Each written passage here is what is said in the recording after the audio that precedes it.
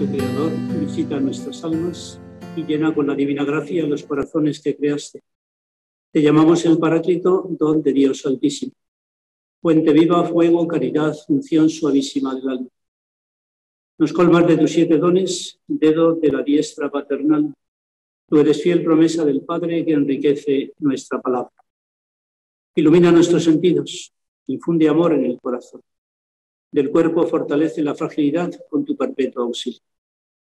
Ahuyenta al enemigo, pronto concédenos la paz. Sé nuestro director y nuestro guía para que evitemos todo mal.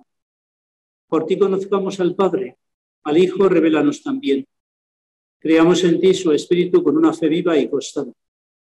A Dios Padre sea la gloria, y al Hijo que resucitó. Lo mismo al Espíritu Paráclito por los siglos de los siglos. Amén. Envíanos, Señor, tu Espíritu, y se unificarán en amor los corazones y se renovará la faz de la tierra. Padre que estás en los cielos, tú enviaste el Espíritu Santo a los primeros cristianos mientras oraban unánimes con María, la Madre de Jesús, en el cenáculo de Jerusalén. Concédenos a los que nos hemos reunido en este cenáculo del retiro soledad, sencillez, silencio de corazón, para que el mismo fuego de amor que tu Hijo trajo a la tierra para incendiarla toda, abrase también nuestras almas. Tú que vives y reinas por los siglos de los siglos. Amén.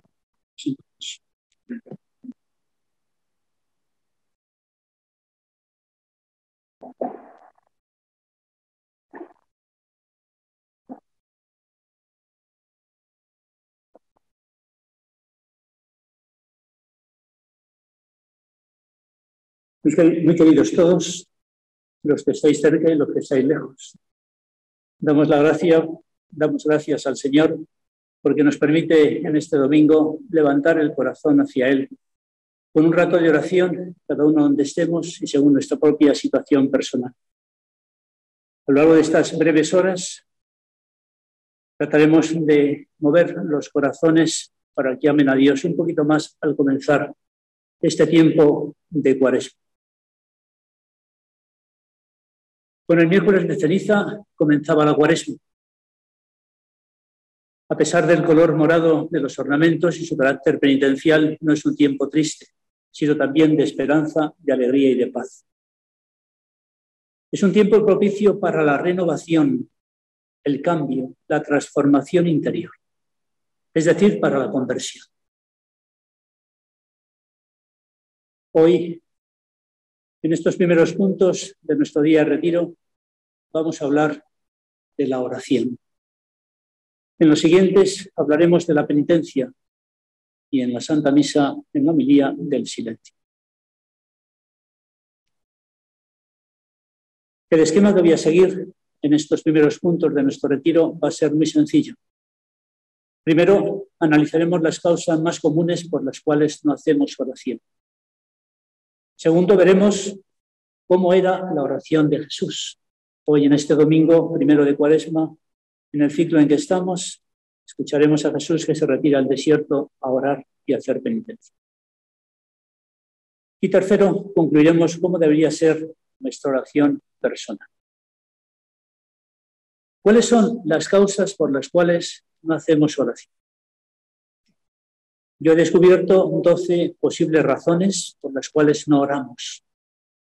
Vamos a ver en cuál de ellas te puedes encontrar situado o situada. Ojalá no te encuentres en ninguna.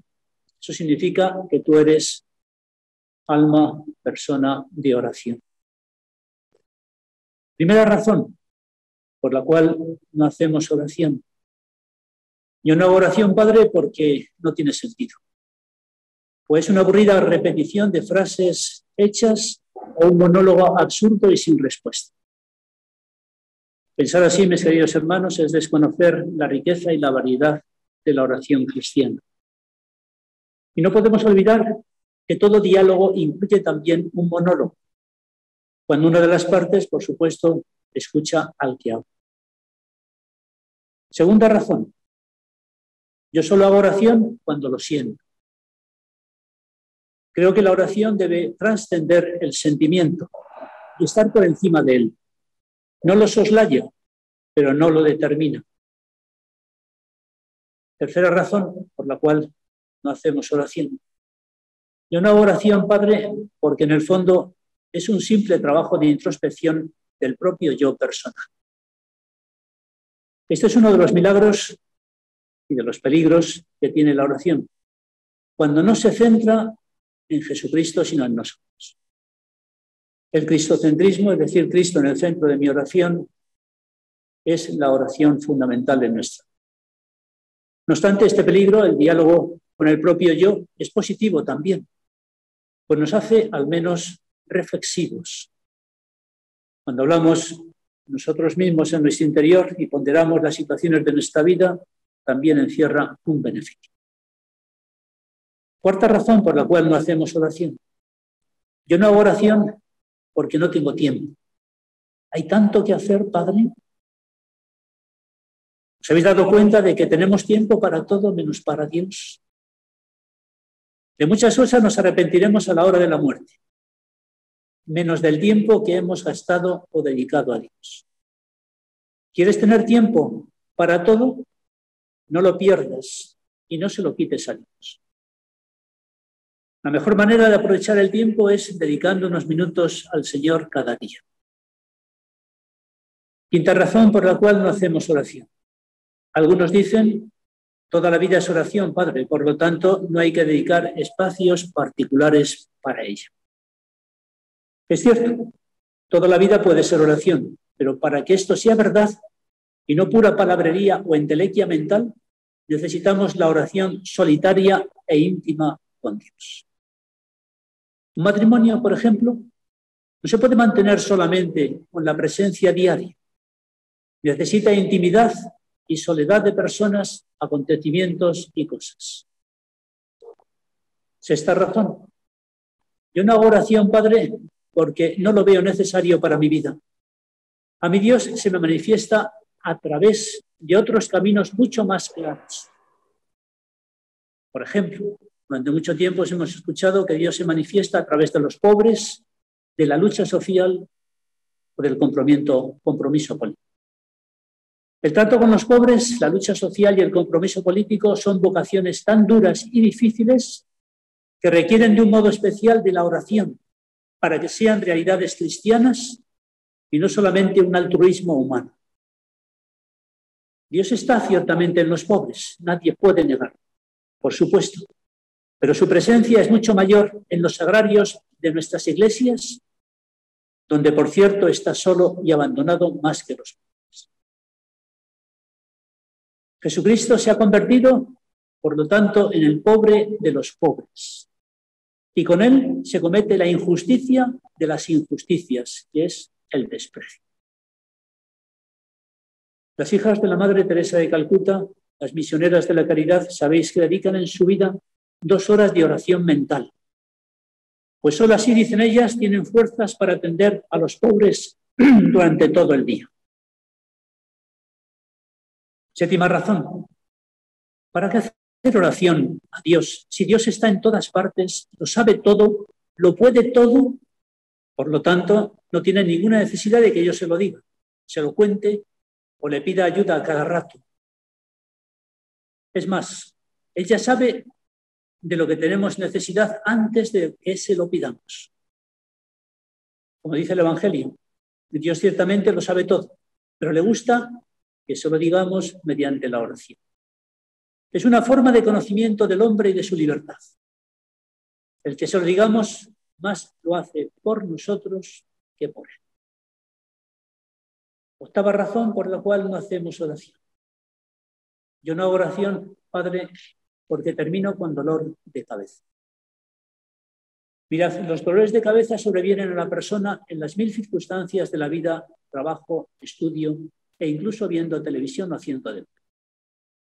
Sobre todo cuando no realizamos esas actividades correctamente. Por ejemplo, el que trabaja o estudia muchas horas y no descansa con los suficientes intervalos de recuperación. Y no digamos quien ve televisión sin utilizar unas gafas si es que las necesita. Gracias a Dios, ya hemos aprendido a hacer oración con todo el cuerpo y con toda el alma, con lo que se evitan todas esas tensiones innecesarias e inútiles que estorban a una oración bien hecha. Otra posible razón, la novena. Yo no hago oración, Padre, pues me puedo desequilibrar psíquico. Y termino haciendo cosas raras, por ejemplo, las que se aprecian en los grupos carismáticos, diría alguien, donde se da el don de lenguas y la gente habla cosas raras, o el descanso en el espíritu cayéndose al suelo. Quien dice esto es que desconoce la riqueza de la acción del Espíritu Santo en las almas orantes. Es quedarse en lo exterior de lo que se ve o de lo que se escucha, y no ser capaz de entrar más adentro en la experiencia de aquellos que oran de esta manera. No obstante, aunque nuestra oración no sea carismática, nunca la serenidad de espíritu y la quietud o la paz de la oración han producido desequilibrios psíquicos. Décima razón. Yo no hago oración, Padre, porque nunca pasa nada. No cambia nada en mi vida. Mis limitaciones, mis miserias o mis defectos siguen ahí. Y en los demás observo lo mismo. No son pocas las veces que hemos escuchado: ¿para qué vas a misa o a la iglesia si no cambias? Si sigues igual. Es falso que no pase nada. Más bien no pasará nada si yo no hago oración, si yo no comulgo, si yo no voy a la iglesia. No olvidemos que los cambios duraderos solo suelen ser rápidos cuando son superficiales. Las flores no se abren de golpe y el sol sale y se pone en un instante. Todo en esta vida necesita el factor tiempo tan necesario para la maduración. 11ª razón por la cual no hago oración, Padre. Yo no hago oración porque tengo miedo a Dios. Y a lo que Dios pueda pedir, sí hago oración. El miedo es muy humano, pero no es divino. Temen a Dios los que no le conocen o los que le conocen poco. Dios es amor y no es temor, aunque en el Antiguo Testamento se nos mostrara a veces terrible. Tenemos que tener en cuenta el contexto histórico, la época, el momento en el cual se ha escrito el Antiguo Testamento, las circunstancias sociales y humanas de aquel entonces. Si hoy actuara Dios así, no tendría tiempo nada más que para castigar, dado lo malo que nos pasamos. 12ª razón. Yo no hago oración porque mi Dios no me escucha. Eso es para los padres y para las religiosas. Esto es creer que la oración es para una clase de selectos dentro de la Iglesia, de incontaminados o de santos, gente específica. Es considerar la Iglesia compuesta de cristianos de primera, segunda, tercera categoría. Dios escucha a todos, mis queridos hermanos. En Dios no hay acepción de personas, pues todos somos igualmente hijos e hijas de Dios. Debemos realizar y actualizar nuestra filiación divina mediante la oración personal. Hemos visto las razones por las cuales posiblemente no hacemos oración en nuestra vida. En este segundo momento quisiera ponderaros, una vez que hemos visto esas causas por las cuales no oramos, vamos a intentar mirar a Jesucristo para ver cómo oraba Él. Para hablaros de la oración de Jesús, voy a utilizar el capítulo 15 de la obra de Cristo Vivo, de José María de Cabodevilla. Pues creo que ese capítulo y ese libro es magistral. Cabodevilla fue un sacerdote, teólogo y escritor español. Destacó por ser un hombre de letras prolífico, autor nada menos que de 35 libros y la mayoría de ellos espiritualidad. Fue una persona poco inclinada a los honores y se negó a ser propuesto como miembro de la Real Academia Española de la Lengua. Murió en el año 2003 con 75 años de edad. Pues bien, me serviré de ese capítulo 15 de su obra que él escribió, Cristo Vivo, te la recomiendo, pues nos puede dar luz sobre el cómo oraba Jesús. Jesús, como sabéis, era judío de nacimiento. Y como judío era un hombre de oración. Los judíos diariamente recitaban por la mañana y por la noche una plegaria ritual el Semá. Empezaba diciendo, escucha Israel. Alababa a Dios con 18 bendiciones, tantas como vértebras había que doblar a la hora de inclinarse en la oración. Sin duda que Jesús aprendió y utilizó cuando oraba aquellas fórmulas que estaban en uso entre los hombres de su tiempo. Fijaros que en el momento culminante de su vida, Jesucristo va a utilizar el Salmo 22 en el versículo 2. Dios mío, ¿por qué me has abandonado? Siempre que ora Jesús lo hace acordándose de los demás y con una generosidad magnífica.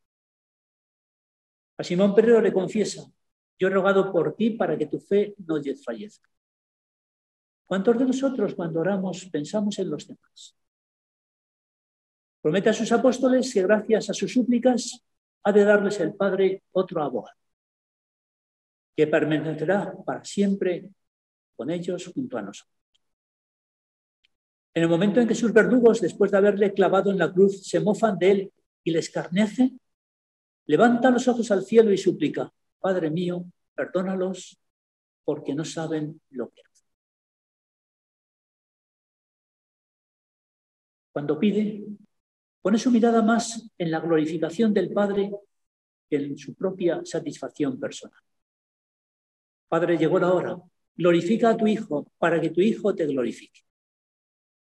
Antes de sacar a Lázaro del sepulcro, si recordáis, Jesús alzó los ojos al cielo y dijo, Padre, te doy gracias porque me has escuchado.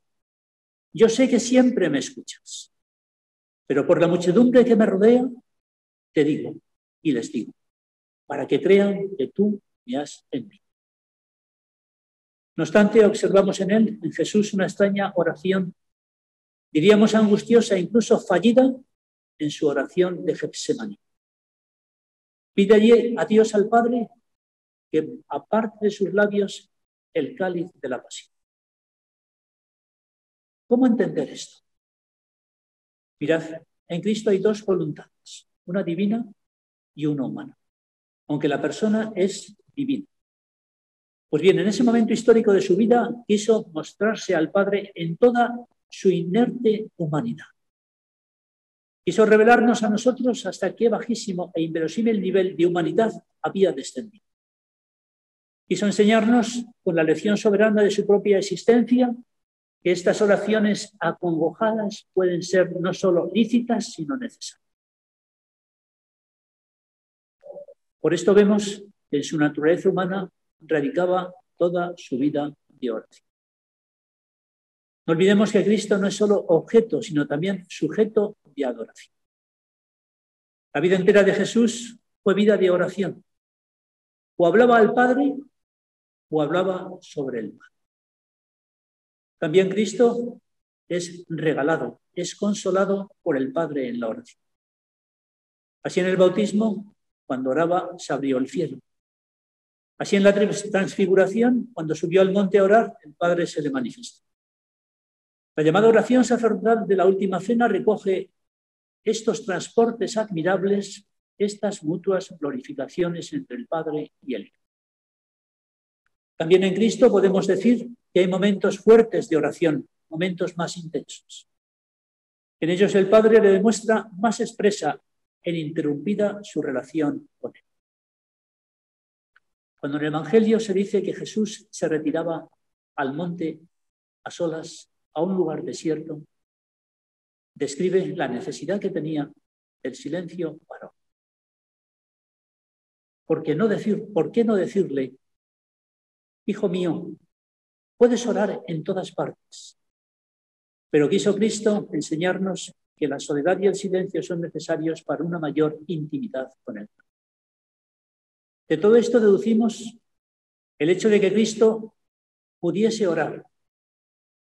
Demuestra que tenía naturaleza. El hecho de que esta oración fuese perfecta y suficiente demuestra en él al Hijo unigénito igual al Padre. Y el hecho de que necesitara de esta oración como un niño del pecho de su madre nos dice hasta qué punto estuvo él solo en esta vida. En los frecuentes retiros de Jesús a la soledad, advertimos a veces una simple y humanísima necesidad de descanso. Venid, vayamos a un lugar apartado y descansad un poco, porque era tanta la gente que le rodeaba y el trabajo que hacía que no tenían ni espacio ni tiempo para vivir. La elección de pasajes bíblicos en la soledad también obedecía en él a una especie de amor al recogimiento y a la historia. En otras ocasiones se fuga a la soledad y se debe a un claro propósito de rehuir el favor y la aclamación de la gente. Para él la soledad es una forma de volver a la humildad. Todo el mundo la aclama, todo el mundo le busca. No tiene descanso para él. ¿Qué sentimiento le acompañaban en sus huidas? No una sensación de superioridad, no un desprecio del honor, ni siquiera la prisa gozosa de ofrecer al Padre una victoria. Sus victorias son sus triunfos momentáneos debidos a la humildad, sencillez y capacidad de amor. Recordemos algunos momentos. Por ejemplo, el llanto ante los muros de Jerusalén. Su pena no provenía únicamente de su visión profética de los acontecimientos, sino también de su perspicacia para distinguir hasta qué punto era superficial, torpe y descarriada semejante adhesión en aquel momento histórico. El deseo de las gentes de proclamarlo rey le suministraba una idea precisa: el error del pueblo y sus bastardas ambiciones. Pensemos ahora, hermanos, por unos momentos en esa otra soledad interior y personal en la que Jesús se recogía. Todos podemos hacer oración en cualquier sitio, lugar y estado de vida. Basta simplemente que cierres tus ojos y los abras hacia tu interior.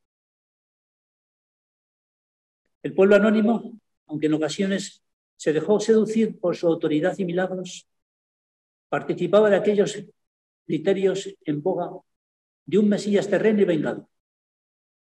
Jesús va por otros caminos. Sus propios parientes lo creen loco y van y salen a buscarlo para llevarse. Entre sus apóstoles tampoco encontró verdadera comprensión. ¿Cómo no hacer oración en semejantes momentos? Si pensamos en el íntimo aislamiento que padecía, un alma tan noble como la suya rodeada de seres tan pobres, un corazón generoso en constante convivencia con personas falaces y mezquinas, un espíritu egregio envuelto siempre en ruindad, maledicencia y grosería. Entonces podremos aproximarnos un poco al misterio de aquel Jesús solitario en medio de su pueblo. ¿Cómo no levantar el corazón al Padre? ¿Dónde descansó de tanta soledad? Quizá con las personas de la gentilidad que fueron y se abrieron al misterio de Cristo. Cito 3 casos: la mujer cananea, el centurión o la pecadora que ungió con lágrimas sus pies.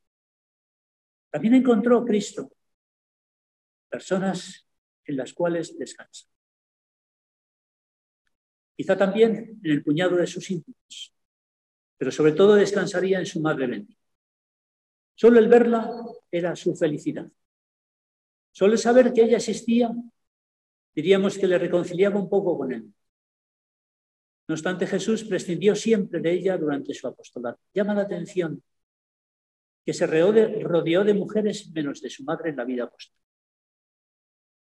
Podemos preguntarnos si al menos la compañía constante de su madre hubiera podido ofrecer a Jesús el consuelo necesario, tan necesario ante tanto. Pues mirad, aunque la Virgen María es una maravilla, ciertamente solamente el Padre, y en el Padre encontraba a Cristo su descanso. Hemos visto las razones más comunes por las cuales no oramos. Hemos tratado de entrar en la oración de Jesús y conocer cómo era y cómo oraba. Y ahora ya solo nos quedaría por puntualizar un último detalle. Y este sería: ¿cómo debería ser nuestra oración personal? Permitidme que os lo diga con unas líneas del poema del Cántico Espiritual de San Juan de la Cruz, que conocéis y que nos vendrá como anillo al dedo para quedarnos con las ideas fundamentales. En ese cántico, San Juan de la Cruz enumera 5 condiciones que él llama del pájaro solitario. Primera condición, que el pájaro solitario se pose en lo más alto. Cuando oras, no te olvides, te sitúas en lo más alto de la pirámide humana.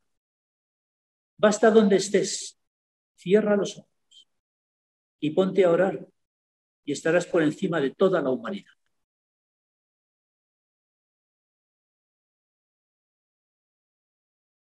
La segunda condición del pájaro solitario. El pájaro solitario tiene el pico a toda hora vuelto hacia donde sopla el aire.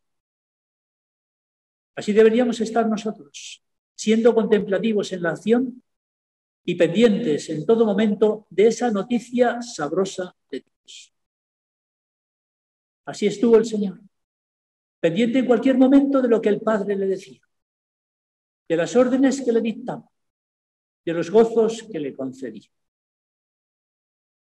La tercera condición del pájaro solitario es que el pájaro solitario no consiente ave alguna junto a sí, sino que, posándose alguna a su lado, luego emprende el vuelo. Busca la soledad y corre tras ella, y una vez encontrada, no la pierdas. Busca la soledad y corre tras ella, y una vez encontrada, no la pierdas. Puede pensarse un esmero mayor que aquel que Cristo tuvo para que ninguna compañía terrena te robase el tesoro incalculable del Padre. Esperó sin esfuerzo, sin propósito laborioso, bien a salvo de toda otra distracción. La cuarta condición del pájaro solitario es que canta muy suavemente. Orar no solo es un descanso del alma, sino también del cuerpo que lo acompaña. Si oras y oras bien, cuando te levantes de la oración, tu cuerpo también estará descansado en el espíritu.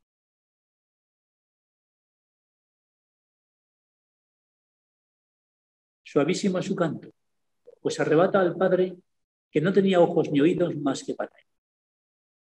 Y la quinta condición es que no luce en sus plumas ningún determinado color. Vigila tus afectos y ofrécelos a aquel que te los dio, sin esperar nada acá. Así debe ser nuestra oración. Vigila tus afectos, ofrécelos, que Él te los dio, y no esperes nada acá. Tampoco Jesús tuvo color alguno de afecto particular, ni consideración de lo superior o inferior. Repartió su amor según se lo había ordenado el Padre, amando a todos con inalterable generosidad. Estas son, a juicio de San Juan de la Cruz, las 5 condiciones del pájaro solitario. Se pone en lo más alto es la oración de la contemplación. Tiene el pico vuelto hacia donde sopla el aire, pendiente solo de Dios. No consiente que ave alguna se pose junto a sí, busca la soledad. Canta suavemente, es la armonía de todo su ser. Y no luce en sus plumas ningún determinado color. Tiene dominados y ofrecidos todos sus afectos. Revisemos, mis queridos hermanos, a la luz de lo que hemos escuchado en estos momentos, cómo es nuestra oración personal. Si es que la tenemos y no la hemos perdido. Y si ya la tenemos, tengámosla como la de Cristo, con la mayor puridad y perfección posible. Que así sea. Ahora nos quedamos un ratito de oración, ponderando estas ideas u otras que el Espíritu Santo te pueda ir sugiriendo.